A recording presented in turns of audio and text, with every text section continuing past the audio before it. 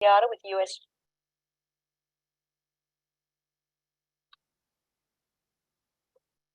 I guess somebody else started the recording. Appreciate you all being here. We've got Sylvia Terziati, and we're talking to us today. And so we'll get through a little bit of the program activities and get to her presentation right away. First of all, you all know that the 3D-HP for the Nation project is a NSGIC USGS cooperative agreement, and NSGIC's role is to engage state and local governments and their private sector partners in the derivation of the 3D stream network. So just to make sure you're at the right place.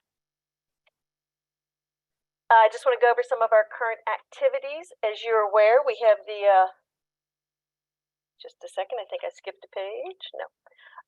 You know, we do have the monthly forum, and for your information, all of those are at the NSGIC learning link. I do want to announce that the 3D-HP main STEM's logical data model presentation that Dave Blodgett gave last month and the Q&A doc are both available at the learning link. I'll put a link in the chat in just a second. Most of you know that we have a 3D-HP for the Nation interest group. That group will meet next month in lieu of the info form. As you know, we alternate in, we try to do it quarterly, but we alternate with an interest group meeting. The difference being the interest group meeting is where you're going to get 3D hydrography program updates, project updates, and we can also incorporate and address your questions and any status reports or information you have. So that's more of a discussion forum, and that is tentative for next month. As we know, the 3D-HP experience inventory is still there. Let me just go ahead and throw these links in the chat. It's a list, but you're going to want to check them all out.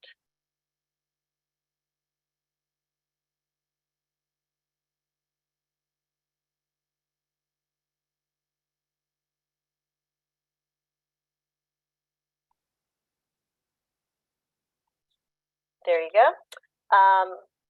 So the experience inventory, we have a short form and a long form, you'll see. We're always encouraging you to add your project activities. We maintain a, Bill keeps a dashboard for us of all these activities. With regards to tasks to support 3D-HP implementation, most of you know that right now we're working on a culvert mapping activities and attribute survey. This is both to help NSGIC compile some, we're going to call them good practices. We've decided good practices is a better term. And any just insights that we can provide based on that survey. In addition, it's supporting a USGS led effort with other groups to develop a set of core culvert mapping attributes. So again, that link is in the chat. We're leaving that culvert mapping survey open until March 31st.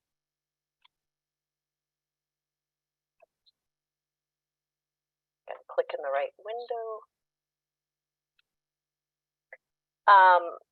Of course, we manage the 3D-HP Info Hub. That link is also in the chat. Please check it out. You can get to all the other resources from that. That's your one-stop shop. Hopefully you've got that bookmarked someplace and you can go look for all the activities and information and associated resources. And of course, we provide 3D-HP program feedback as a community. So I'm going to encourage you to enter questions into the chat at any time, and we'll address them after the presentation, and we'll use those questions to develop the Q&A document we publish. But with that said, I would very much like to welcome my friend, Sylvia Terziati, who's going to be talking about creating a hydro-enhanced elevation surface using the fully integrated elevation and hydrography 3D-HP product. So with that, I will stop sharing, I think, if I can. Oh, I lose my Zoom controls all the time. Hold on. All right, Sylvia, take it away. All right, thanks, Linda. Now let me share the correct screen. Get in presentation mode and hopefully. All right. Well, thank you. That was a long title, and hopefully it'll make sense as we go through this presentation. But thanks for having me. I'm Sylvia Terziati. I work with the USGS National Geospatial Program, and want to talk about some of the things we're doing with 3D HP and elevation. So just as a refresher and to put the hydro enhancement work we're doing in context, I'm going to talk about just a quick review of what the 3D NTM is, or the 3D National Topography Model. That is what USGS is working towards to deliver terrestrial component of the 3D Nation Vision that integrates the national elevation and hydrography data sets to model the nation's topography in 3D. And it has three components. The first is the 3D hydrography program, or 3DHP. 3DHP derives hydrography data from LIDAR and Alaska IFSAR, ensuring that the integration of the two data sets are back in sync for the first time since they were originally surveyed back in when USGS was producing topographic maps. Other enhancements include plans to provide new connections to groundwater, wetlands, engineered hydrography, improve water-related sharing, and by implementing the infrastructure as the underpinning of the Internet of Water. The second component is the next generation of the 3D elevation program, which is being designed with all new quality levels and refresh cycles. And it will integrate the inland bathymetry with terrestrial elevation data. The 3DEP ecosystem is envisioned as a federated system of data and will allow sharing of data tools, code, and other resources. The third component is the vision for a future integrated 3D model. We're beginning research and development now to more fully integrate 3DHP and the next gen 3DEP, and to integrate other data from the national map into a 3D data model. So that's kind of the background of where we are. So as we move towards 3D NTM, we've achieved some major milestones, which is making this next generation of products possible. We've completed, or almost completed, the national baseline data sets. On the left there, at the end of FY22, we completed an NHD plus high resolution data set for CONUS and Southern Alaska, and about 88% of the nation is complete with 3D elevation data. And because we've almost completed coverage with the 3DEP baseline data, we can start to take full advantage of that elevation data set. 3DHP will completely refresh the nation's surface water data set by deriving hydrography from that 3DEP LIDAR. And an improved data model will allow for the connections with the groundwater and engineered systems that we were mentioned in the last slide. So just as a very simple conceptual model of 3DHP, we're building it with elevation derived hydrography, which is the data that is directly derived from our 3DEP sources. It is translated into a new schema and data model where topology and rules will be applied. Catchments will be built and hydro-enforced surfaces will be stored. And there will be links to outside data sources that are better maintained by subject matter experts. We're going to allow address data to be point source dischargers, periodicity, sample sites, impaired stream reaches, scenic rivers, all sorts of things that can be addressed to the stream network. And we're also going to be bringing in authoritative data sources rather than trying to recreate them ourselves, such as dams, stream gauges, wetlands, glaciers, coastlines, and other nationally recognized data sets. The other important part of this is that the provisional or NHD will be brought in as part of 3DHP as kind of the first pass of 3DHP until we're able to incorporate more EDH to replace it. And as the EDH is collected and ingested, that will replace the provisional NHD that's in there. So how are hydro enhancements being built into the data model? Well, the specifications are really the most important part of that. The specifications are what make the hydrography and elevation fit together, and both sets of specifications play a really important role. So I'm just going to highlight some of the things that we took into account when we were writing up these specifications.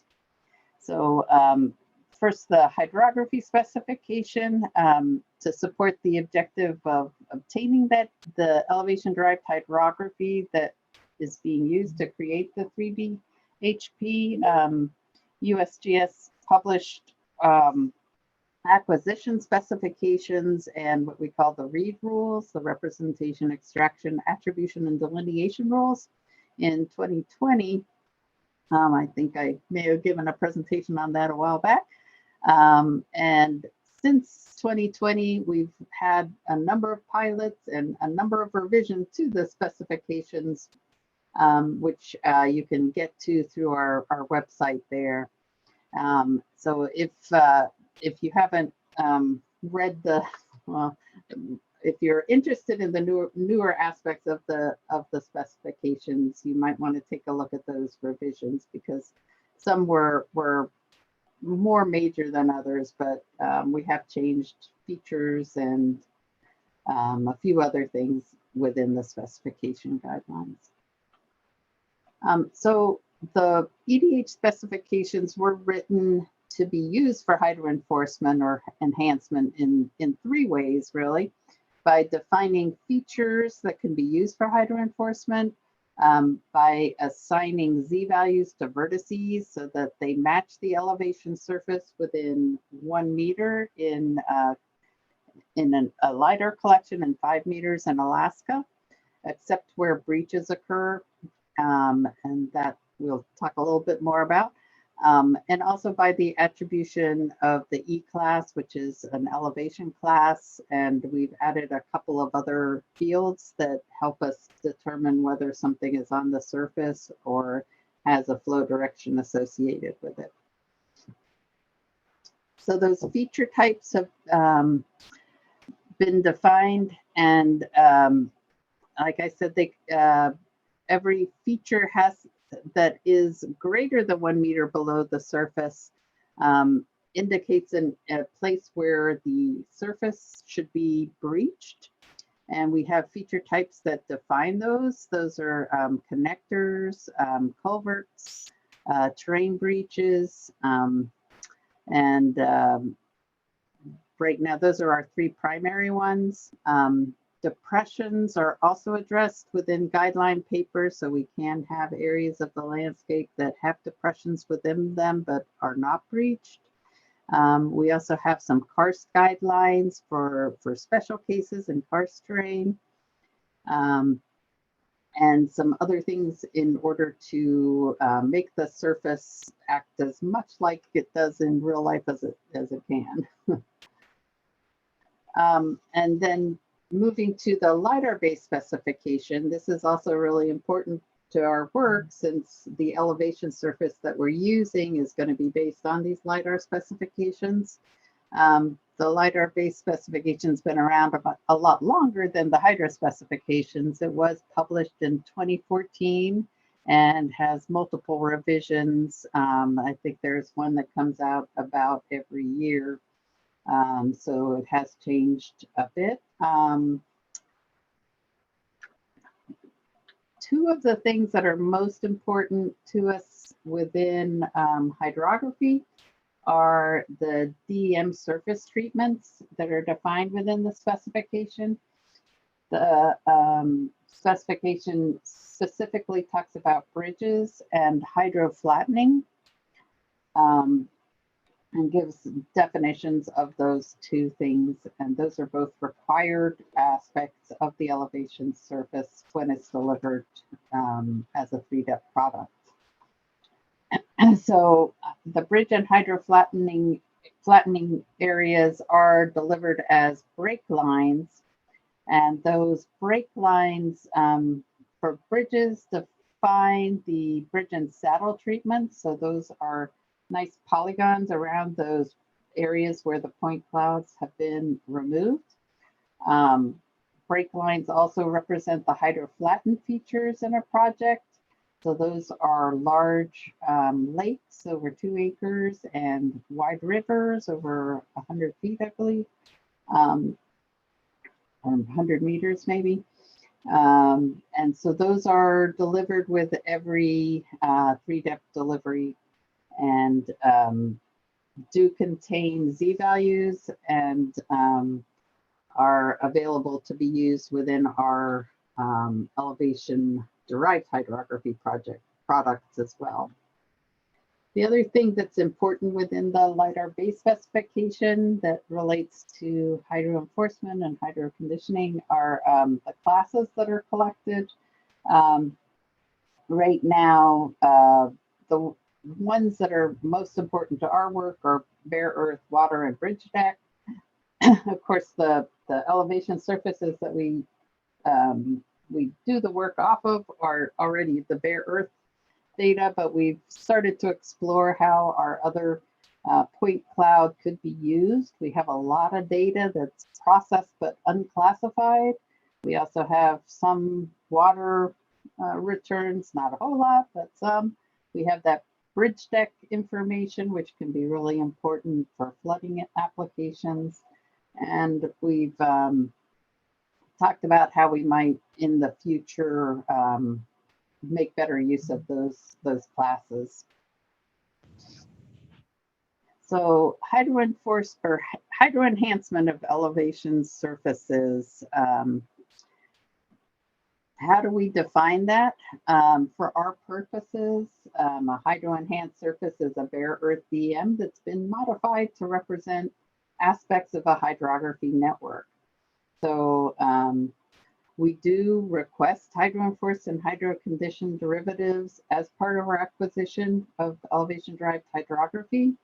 And we also require the coding in the vector hydrography deliverables that is going to facilitate creating a hydro-enhanced surface that might be different from the one that's delivered.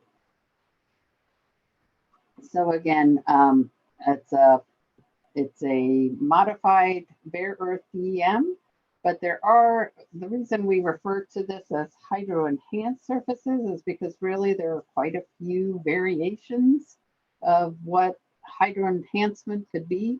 And these are probably the 3 most common. There's culvert enforcement, which is just taking the culvert data and breaching the surface with just those small culvert segments. So that creates a network connectivity from upstream and downstream through transportation features.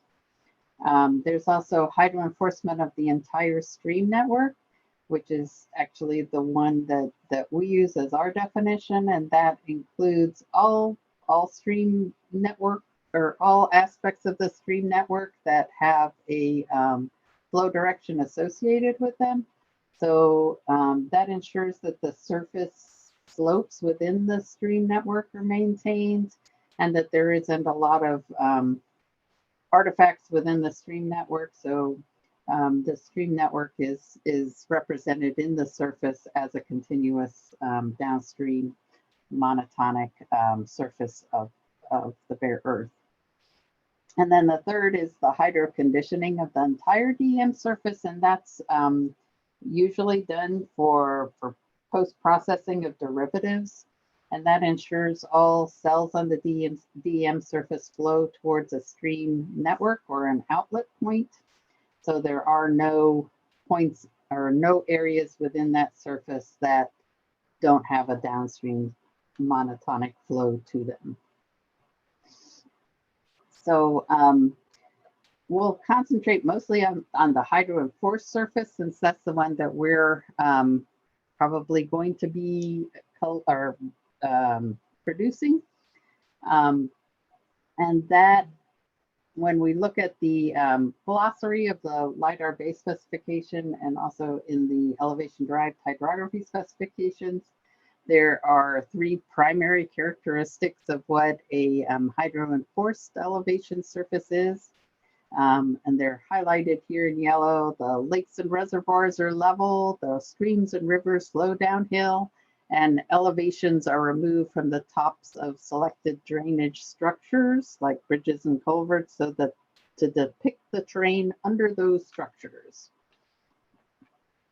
So when we look at those 3 key points and we think back to what our specifications told us, we already know that the lakes and reservoirs are level because the LiDAR base spec requires that hydroflattening.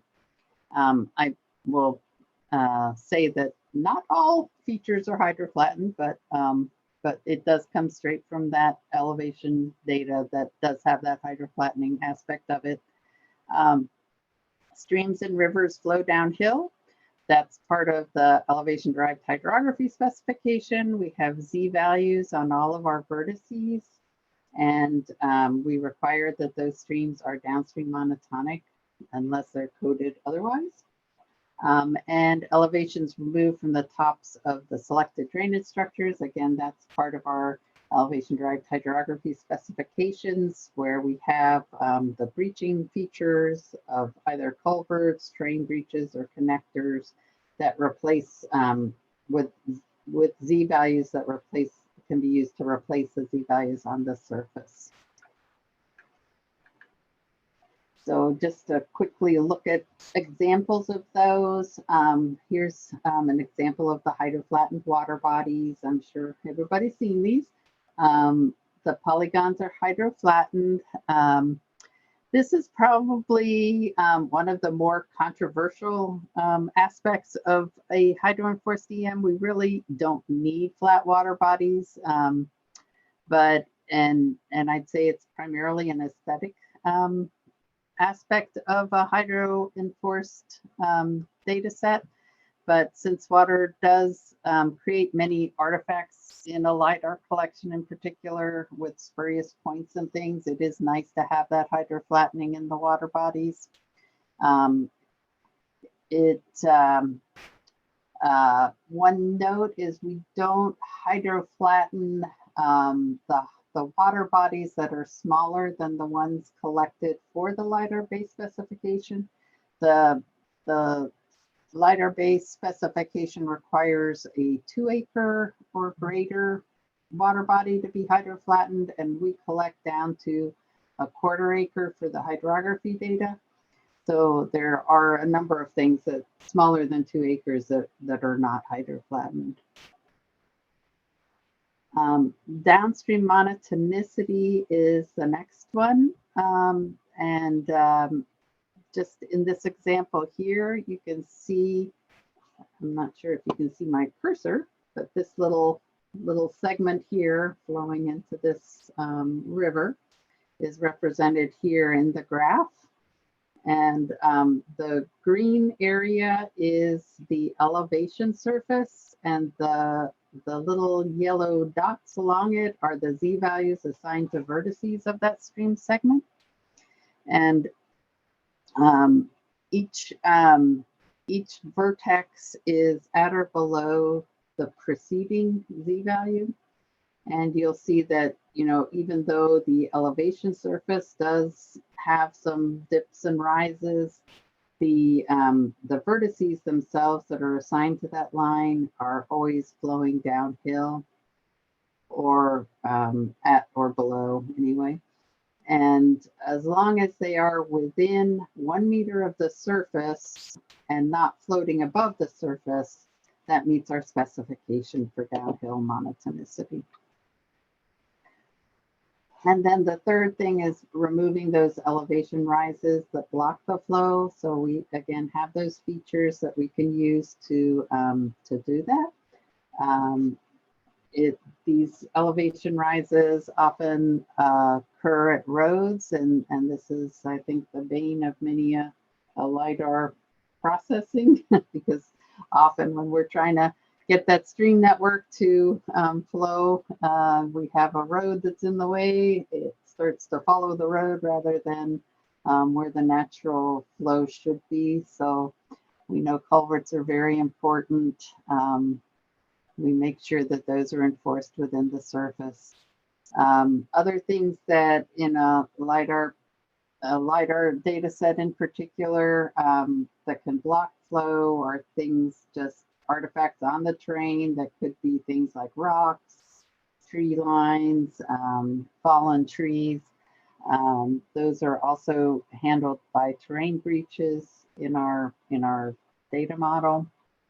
And each of those areas are smoothed out or replaced with the Z values that are assigned to those breaching features. So really, when it comes down to it, what we need to create this hydro-enhanced EM is a bare earth EM and hydrography that matches it well with Z values at the vertices, downhill monotonicity, and attribution to let us know which features should be used for hydro enhancement. So I'm just going to go through a few business needs that we've found talking to partners of how they, to justify the need for this hydro-enforced or hydro-enhanced surfaces. And you'll see that there are a lot of fairly diverse ways that hydro enforcement's being used. The first one is from NRCS.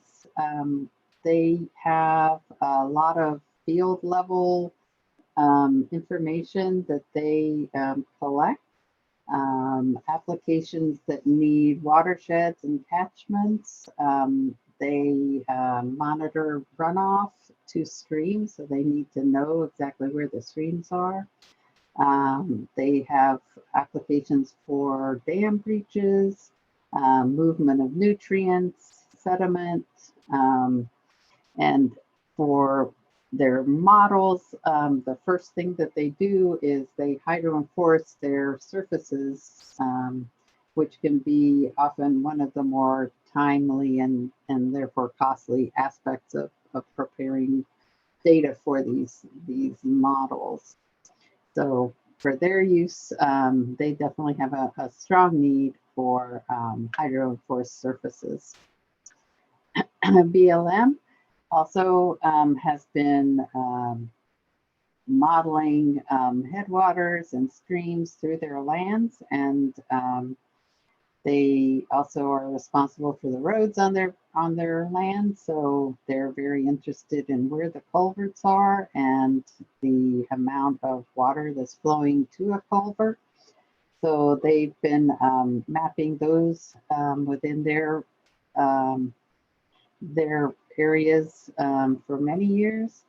So they definitely have a need to identify culverts and also enforce them through the surface so that they can have continuous surface or continuous networks. And then FEMA is probably one of the more recognizable users of hydro-enforced data. They have they map streams and flooding have flooding inundation applications that make strong use of the stream network and have to know where bridges are, have to know where culverts are and levees and so on. They've been able to improve their models dramatically using higher resolution data, and we're hoping now that we'll be able to provide also the stream network that can be well integrated with the elevation data that they've been making use of. The USDS Water Mission Area also has a lot of applications for hydro-enforced surfaces. They have a strong need for catchment generation, indexing on-stream networks, having continuous stream networks throughout a project area. All of these very dependent on having a hydro-enforced surface. And UT Austin is the last example I have. They have been doing some very interesting work, downloading a lot of the elevation data. They actually download the bridge decks and the bridge points and fill the bare FTN back in with that bridge information in order to model model bridge deck flooding in severe weather events. So they actually have they hydro enhance their surfaces a little bit differently than you would normally think, by actually adding features back in so that they can have both a look at how the water is flowing through a system, but also how it's interacting with built environment. So the next steps for 3DHP anyway, we have a couple of draft guideline documents for hydro enforcement and hydro conditioning. We've been kind of vetting, and we'd be happy to get any feedback from other community members who are interested in how these things are defined. We are right now trying to make sure that they meet all the criteria that 3DHP is going to need to create surface derivatives. We have a strong need for creating flow direction rasters and catchments in particular. So as long as we're meeting those needs, that's our primary objective. But we also want to have definitions that can be used, you know, outside of our needs as well. So it'd be good to have some feedback there. We also are creating some tools that we can use to create these surfaces by using the entire stream network. So we're using some GDAL rasterize tool to assign values to every cell on a stream network, and we're merging those back in with the bare earth surface so that we have that hydro enforced surface. And then we're going to have that stream raster that we can enforce a little bit deeper into the surface for hydro conditioning when we need to have things flow nicely through things like water bodies. And the derivative products are the main goal for 3DHP. We're going to have things that we're going to have a surface that represents the stream network and the slope of the stream network preserved in the surface, catchments for individual features, and catchments that can be aggregated to different hydro locations or aspects of the terrain or aspects of the network. We're going to have those slope elevation ranges and drainage area assigned to stream segments or catchments. We still haven't determined that quite yet, but have that information available as things are hydro enforced. And then, you know, ultimately this will be data that can be viewed, downloaded, and used by everybody in the public domain. So that is what I have. I'll be glad to answer any questions.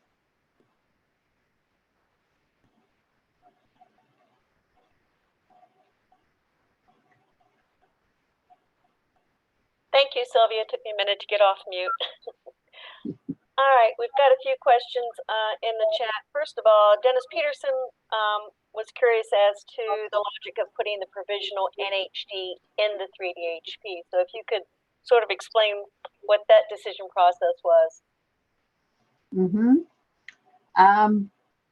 We we wanted to be able to have an entire national network. We know it's going to take a number of years to generate the elevation-derived hydrography from LiDAR sources. It was a tough decision, honestly. We you know, it's always nice to have the brand new shiny data, but if it's going to take a long time to get the entire country covered, it was a compromise, honestly, to have something that was available nationwide. And a lot of the data is very good data. So it's going to be in a new, you know, the new data model. So it'll look a little bit different, but so we'll be able to manipulate it and use it with some of the new tools that we're developing, like networking tools and things, and tying it to main stems so that it's referenceable and it's in the Internet of Water, geoconnects. So there will be advantages to having it within the 3D-HP that having it just as a standalone kind of static product on the side we wouldn't have. And it also serves to kind of fill in our map until we're able to replace it. And Steve or Sue may want to jump in and add anything to that.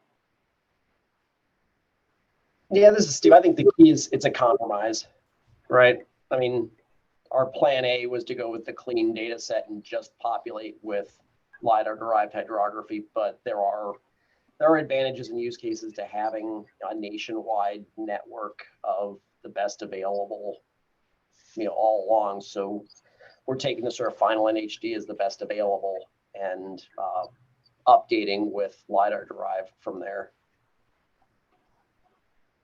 If I could just, this is Dennis, if I could just have a quick follow-up.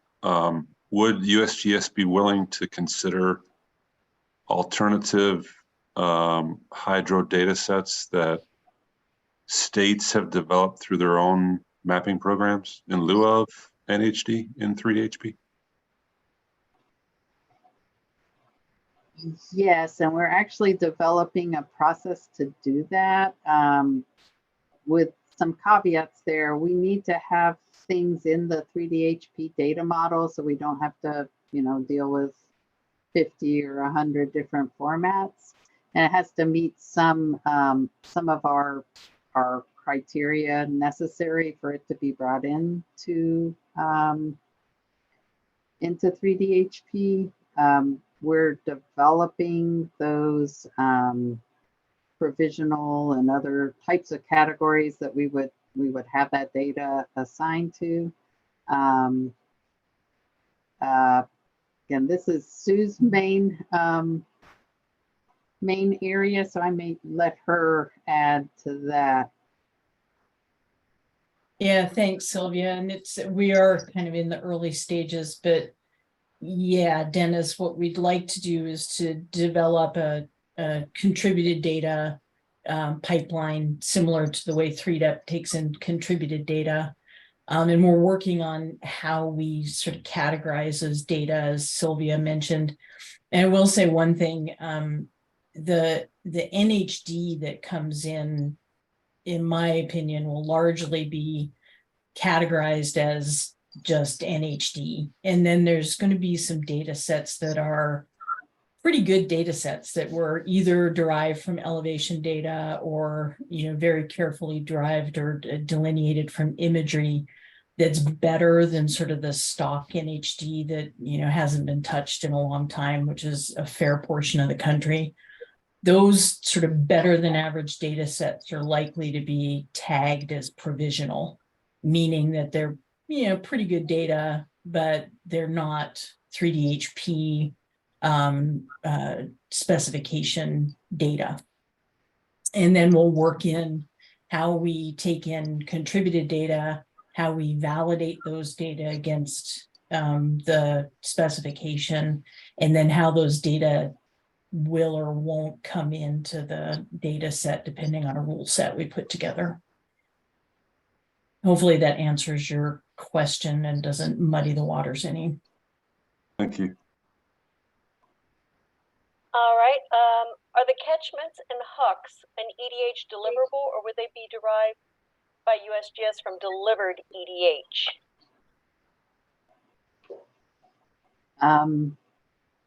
The catchments will be derived from our EDH deliveries. So we'll be getting the line work, the EDH line work. Part of our ingestion into 3DHP is creating catchments.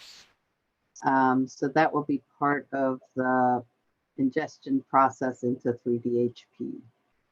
I think I understood that question, but I may have misunderstood. Phil, did you want to add anything to that, Phil Worrell? No, that's a good answer. Thank you. Okay, great. Okay, so there is a question as to who's going to be developing the EDH who's going to be developing the elevation project, states, feds? The elevation derived hydrography. We are contracting most of that work out. Again, this is Sue's area, so I may have her come back on. Yeah, so the idea is that we have an acquisition model very similar to 3DEP in that we partner with state, local, federal partners to do data acquisition primarily with our private sector contractors doing most of the work. We are working to add 3DHP to the annual broad agency announcement that will come out late summer, most likely. That will open up the ability to apply for matching funds on your project. So we'll get that information to you as soon as we have it available. The BAA is our way that we can legally, frankly, partner with non-federal entities. And then our federal partners are already working with us because we can partner with them without having to go through BAA, specifically, particularly NRCS, to do some data collections in the continental US. The islands and territories will come.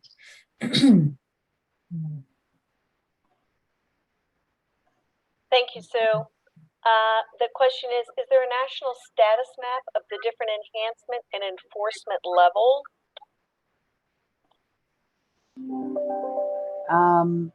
We do not. That was more of a just an overview of the type of enhancement that is possible using the data. The ones that will be creating as part of 3DHP will be hydro-enforced and hydro-conditioned data, and the derivatives from that. We're still working out how those are going to be provided.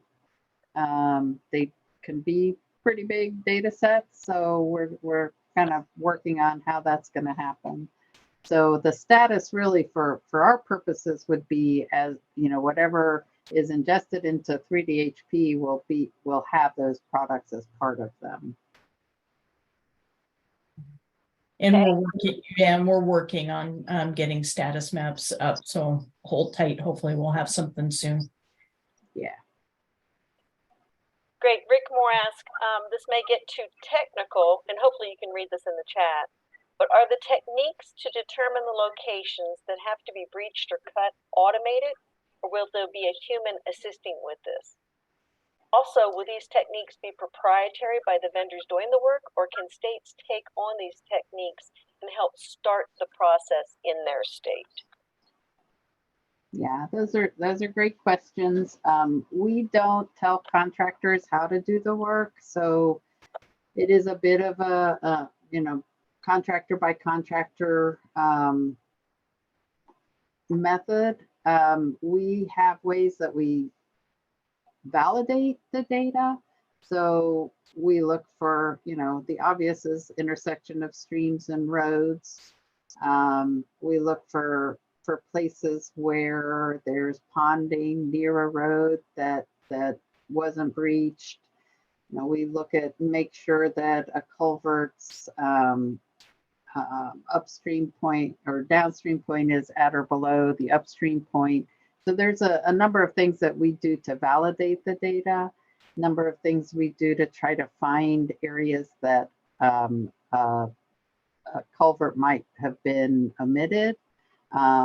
There's also a requirement in our specification that if a stream, the upstream point of a stream, the headwater point is within 100 meters of a road, that should be checked to make sure that the road doesn't have a culvert for that stream to extend through, so we don't have, areas of a watershed that get cut off from downstream. So we have more validation tools. Now, as far as, how to find them, on the contractor side, again, we don't require anything. And as far as I know, they haven't published anything that I've seen, but we'd be glad to talk to anybody who's interested in the methods we use to find them or verify that they're in the right place. Thank you. Are there guidelines yet for how much hydro enforcing of culverts is necessary for 3DHP? Like how far up the stream network to include culverts? We know we're not going to collect or capture every culvert in a county or in a HUC, but as if it's on what is collected in the stream network, then we expect if there's a road or if there's a culvert that it should be captured on the as a separate feature.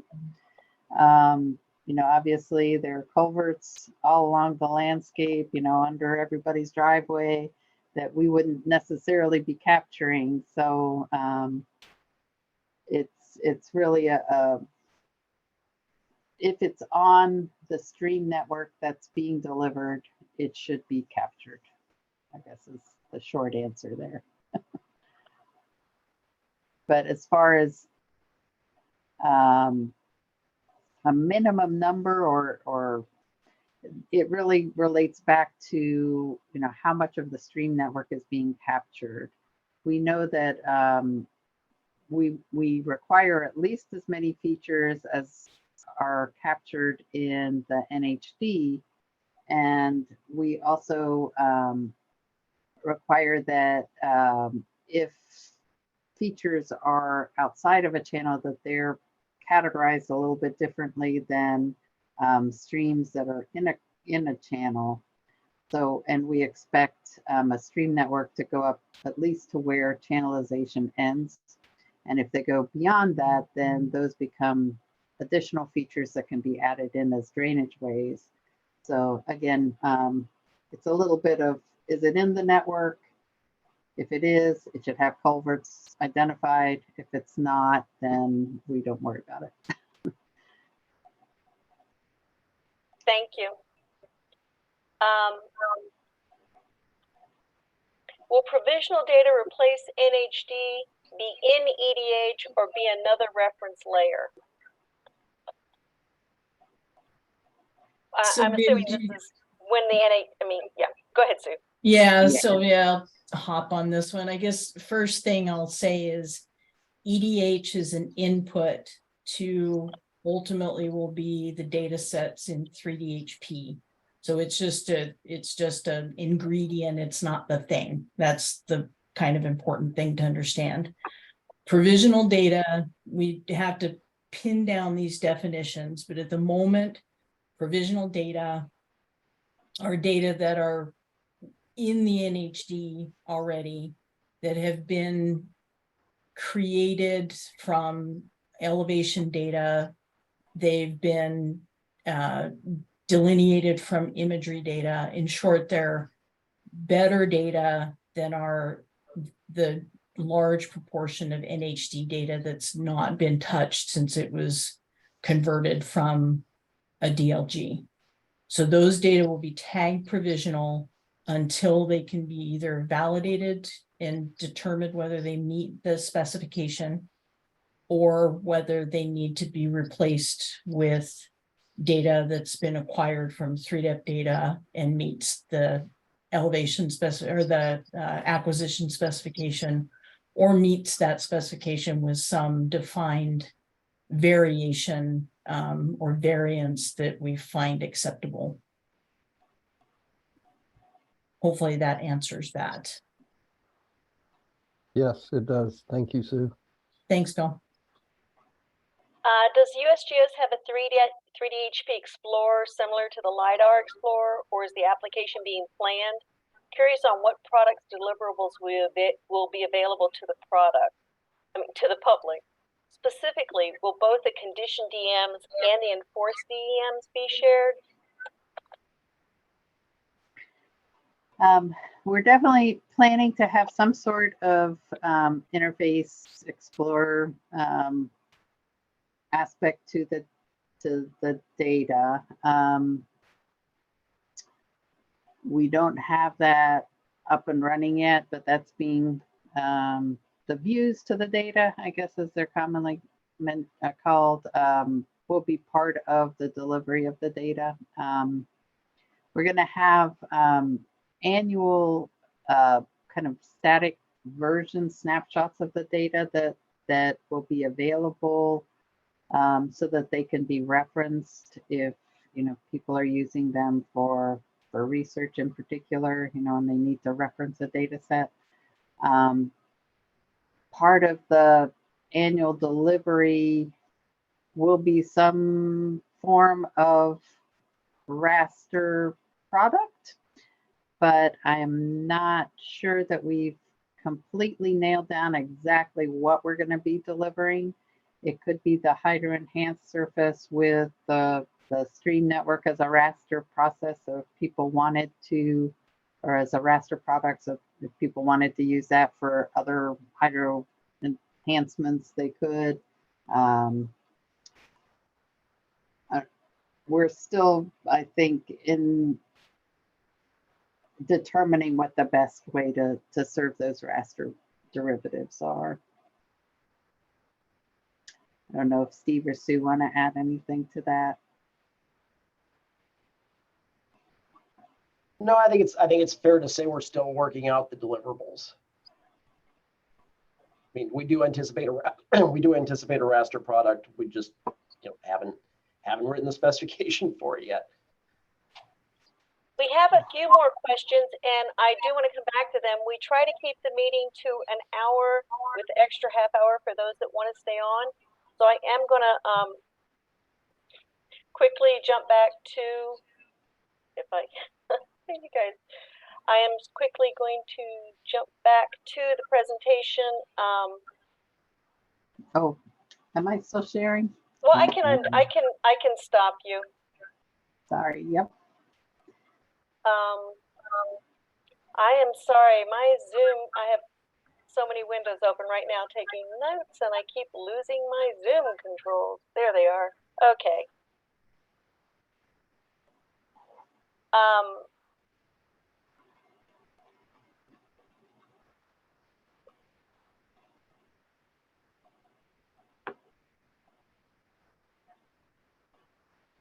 Can you see the slideshow? Yes. Thank you, guys. All right, real quickly. Actually, I want to go back up real fast. Talking about managing communities at my NSGIC. For those of you that are not aware, we also have a hydrography stewards community, and that's for those that manage statewide hydrography. It's not limited to formal NHD stewards. And I'm going to turn it over real quick. I hope that Josh is still on the line to talk about the activities there. Yeah, thanks, Linda. We've recently, Jane and I, Jane with the steward for California, I'm the steward for Washington State, and we put together a survey. I think the link is on that slide. I'll also copy it into the chat. But it's a survey for people who have been serving as stewards for NHD, and we are just trying to get some information to share how people are dealing with the transition to 3D-HP and kind of what capabilities they have. And it's something that we intend to share with other stewards so that you can find people who are in the same position as you for moving forward. So for example, some states have been doing alternative versions of their own hydro. You could talk with those folks to get some ideas. So we're just using this as a building block. And then we are also working on putting together another get together at the Esri UC. So keep an eye out for that. If you're not yet a member of the NSGIC hydrography steward group, please go and sign up, and that way you'll be made aware of the notices as we share information. Did I miss anything, Linda? No, I think that's great. And I got the links to, you will have to fill out a form to join the community. That link is in the chat, as well as the survey. Great. Thanks so much, Linda. Thank you. I appreciate it. Let me just quickly, again, before the hour is upon us, get down to our, when we're next gathering. Oh, there it was. Okay, as you know, the forum is scheduled the third Wednesday of each month, 3 to 4:30 p.m. Please put a placeholder on your calendar. And we do hold the interest group meetings quarterly, which next forum, in fact, will be a 3D-HP interest group meeting on April 19th.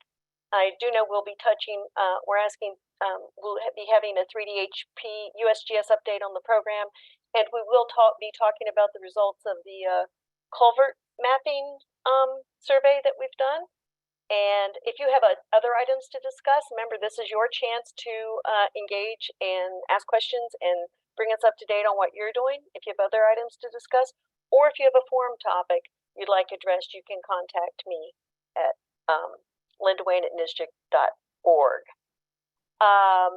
With that said, we made it in under the hour. I would like to, if you're okay with this, Sylvia, go back to the question. Are you still, you haven't left, have you? Sylvia hasn't left the building. No, sorry, I muted myself and forgot. Okay. Back here, and oh, there's quite a few that I missed. So I'm going up to Paul Dudley. Asks, sorry if I missed it, but does USGS? Oh, we already asked that one, didn't we? We'll go to Phil's question about the validation. Will the validation rules be published to document the rubric used? For checking culvert locations, is that what the question was? Oh, culvert capture. Yeah, I see it. We haven't published it. We do provide guidelines that we're hoping to get onto our specifications page that describe some of the methods we use, and also just to enhance the understanding of the specification documents. That is something we could potentially write up, just as far as, you know, best practices or methods that we use to validate, but right now it's not in the queue, but we can add it if there's interest. Thank you. There is a question about cut lines. I'm getting some feedback. If you're not on mute, other than Sylvia, please do. Have the guidelines? Let me catch up with myself. This may have been stated in the presentation, but will the breach lines or cut lines and any other features that modify the DEM be available as a product we can use in the future? I suppose since we'll be part of a BAA, that since the state helped pay for it, it should be a product in the deliverables. Is that the case? Or intended as the case? Yes, it should be part of the 3D-HP product. So the line work will contain We actually capture those as separate features, so those should be as part of the data set. Thank you.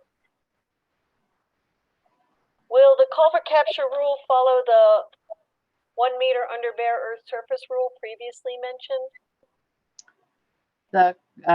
Our breaching features don't have to be within 1 meter. We know there are lots of bridges and roads that are well over 1 meter above the surface, so they are exempt, or we don't test them for that criteria. So they just need to be at the level of the stream entering and exiting the culvert, or where the culvert is.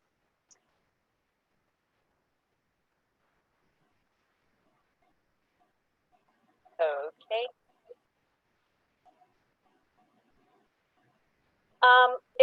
If contractor developed EDH is ingested into 3DHP, is that 3DHP creation done by USGS? Is that ingestion primary data validation process? It's more than just data validation. It is the ingestion process converts the EDH schema to the 3DHP data model. Also includes things like the main stem, which is our link to outside data sources. Also includes the hydro enforcement and conditioning to create the catchments, and a number of other things that have to be done to calculate main paths and where names should go on the features. So there's a lot that happens when it's ingested into 3DHP. Okay, will future deliverable have products that have the functionality of NHD Plus and StreamCat? I'd say that it will have a lot of the same functionality, maybe more, maybe less in some cases. It's hard to know. I think that it's being designed so that it uses the best aspects of NHD Plus in particular to develop the data model. But we're hoping that we're going to be able to have additional functionality by linking to a lot of other data sources and having that as part of the Internet of Water, where it's truly discoverable and more accessible, I guess, to other data types. So that wasn't a really direct answer, but I might be able to help on that one a little bit. I think we will have a lot of the functionality that's currently in NHD Plus, particularly in terms of network routing, tracing up and downstream, accumulating catchments, creating watersheds and hydrologic units, that kind of thing. But a lot of what's been done with StreamCat is attributing the catchments, and that's not work we're going to take on as a geospatial program. That might be, much like it has been for NHD Plus, that might be work that EPA or another entity takes on and addresses to 3DHP. Thanks, Steve.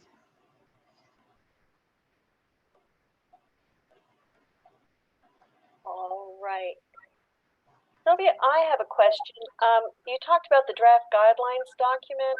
Is there, and that folks can contribute? And I wondered how you saw that happening. Is that something we can do through the NSGIC for the Nation project or is that something you'll just put out for individuals to engage with, or have you had an opportunity to really think through that? Yeah, I think we're gonna try to get some more feedback with our technical working group, and then we could distribute it and see, if there are things that we've missed or are gonna make things difficult for other people. But the primary primary definitions for us are to meet our needs for 3D HP, of course, but definitely we want to make sure that we're not, you know, designing something that's not going to work for other people. So I think, yeah, I think distributing it through the interest group would probably make sense, you know, when we're at that point, hopefully. You wouldn't mind doing that for us? No, we would certainly like to contribute. I think I have got one more question for you. Could you discuss how the stream permanence was populated? I've got a, oh great, just lost my chat. You can probably see it. Could you discuss how the stream permanence was populated in the NHD and how it will be populated in 3D HP? Yes. I may let Steve take that one again because he's been talking about this an awful lot lately. So he probably knows how to describe it very well. Yeah, well, so it's oddly enough, it's not a linear kind of answer. Back when we started this exercise in 47, there were only two permanence categories. There were intermittents and there were perennials.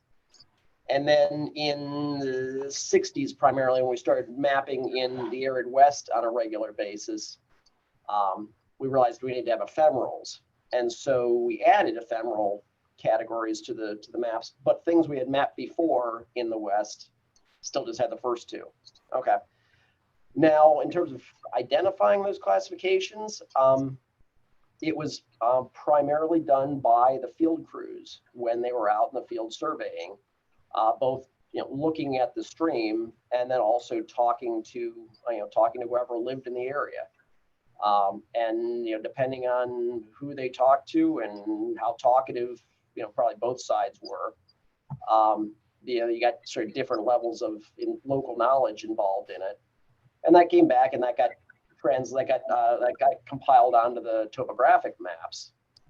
Now in the 80s and 90s, we converted most of those topographic maps to DLGs, and for the most part, that coding came across correctly, although there are some places where it didn't. And then I suspect SJ is John Esch from Michigan. In Michigan, a lot of that line work was actually not DLG based, but actually digitized from the old MIRIS files.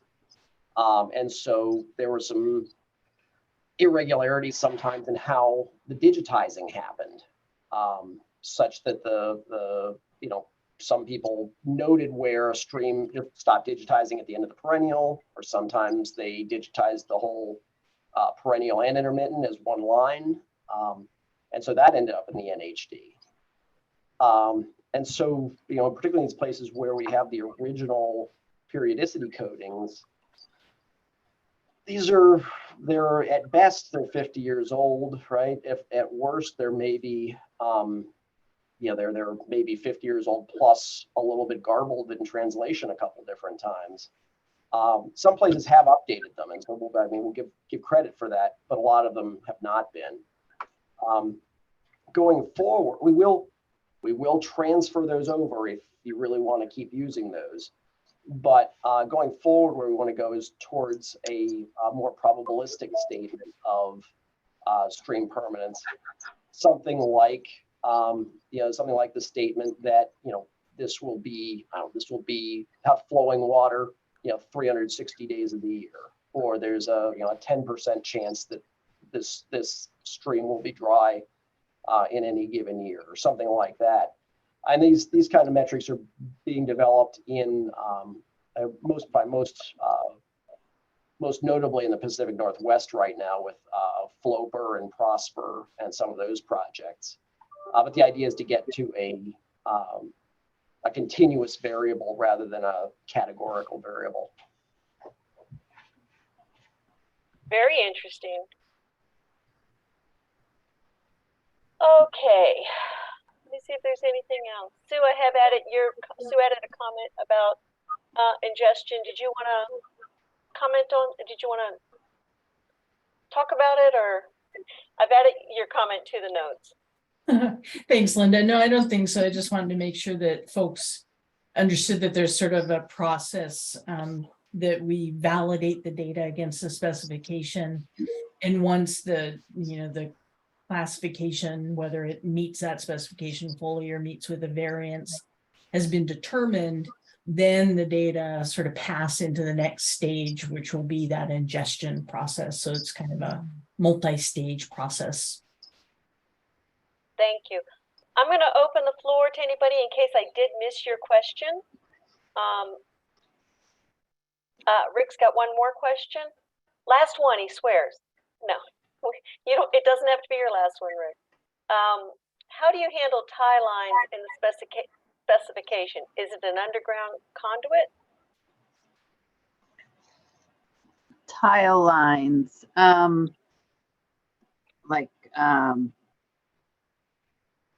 within ag areas, you talking Ag about? tiles, he's saying. Yeah. We actually do not require those to be captured. We know that can influence the way water flows through an area pretty significantly, but we do have an underground conduit feature. It's being used primarily for karst, but we would like that to be a verified path rather than just best guess kind of thing. Tiles, those can be a lot better known. We could talk about, adding those as underground conduits. Honestly, we haven't really thought about adding those in. We want to have groundwater component in the model, and those would certainly capture some of that anyway. So it's a good question, and I guess it's the first time I've had it, so I don't have a great answer for you, but we could talk about adding them in as underground conduits. It would probably be, we'd probably need to change some coding, or at least make sure that the coding was really specific to that. We've had a lot of things that we've had to add in that we didn't anticipate when we first wrote the specification, just to allow things like connections through urbanized areas and things. This might be another one that we have a special case for. Yeah, Sylvia, actually, he clarified a couple bullets down here. That it's not so much, I don't know, sort of the first order stream tile or ag tiles that are buried out in the field. The places where there are noticeable channels or ditches that go underground for some distance and then reemerge as an open channel. Oh, okay. And so I think is that a subsurface connector? That would be more like a subsurface connector. We would probably use something like a culvert or a connector. Yeah. Yeah. So we can track those. But those sort of first order ones buried in the fields are really hard to see on LiDAR. Yeah. Sorry, I kind of went on a tangent there. All good information to have. So I guess, and then we'll make this our last question. Other federal agencies and many states have written law policy based on the blue lines on the current quad maps. How will USGS inform address this as 3D HP rolls out? I'm making a note, giggling. You're welcome. Or maybe make a note that Phil doesn't get to ask so many questions. You're welcome, Note taken. Steve. I know you have a good answer, Steve. He was setting you up, Steve. So I mean, the USGS is not a regulatory agency, right? We provide data. and we're trying to provide the best data available. And so this is largely a question of how those agencies want to respond to the change. The existing data will continue to be there. The categorical classifications will continue to be there. But I would hope and expect that many agencies will evolve their application of the standards to interpret the new better data, right? So we identify what your threshold is for a perennial stream, and work from that. Good answer. Thanks. Good answer. And I like Eric's answer too. We'll just make the lines green or something, and then it's not a problem. Great, Eric. There are no blue lines. There are no blue lines in there. Yeah. Well, thank you as always. Special thanks to Sylvia and Steve and Sue for the presentation and for answering our questions. We may have set a record. I believe we had 108 participants at one point, and here we are an hour and 20 minutes into it, and we still have 60 on the line. Jim's added a note about tile mapping. If you want to grab that out of the chat, Lorraine, I'll add your question to the Q&A doc and let them answer it later. But with that said, I'll leave it to Sue, Steve, and Sylvia for any closing remarks. Well, thanks for having us. Thank Well, you. Thank you. And so mark your calendars for the April 19th 3DHP interest group meeting, and hopefully we will see you all next month. Thank you. Thank you. All right. Thank you.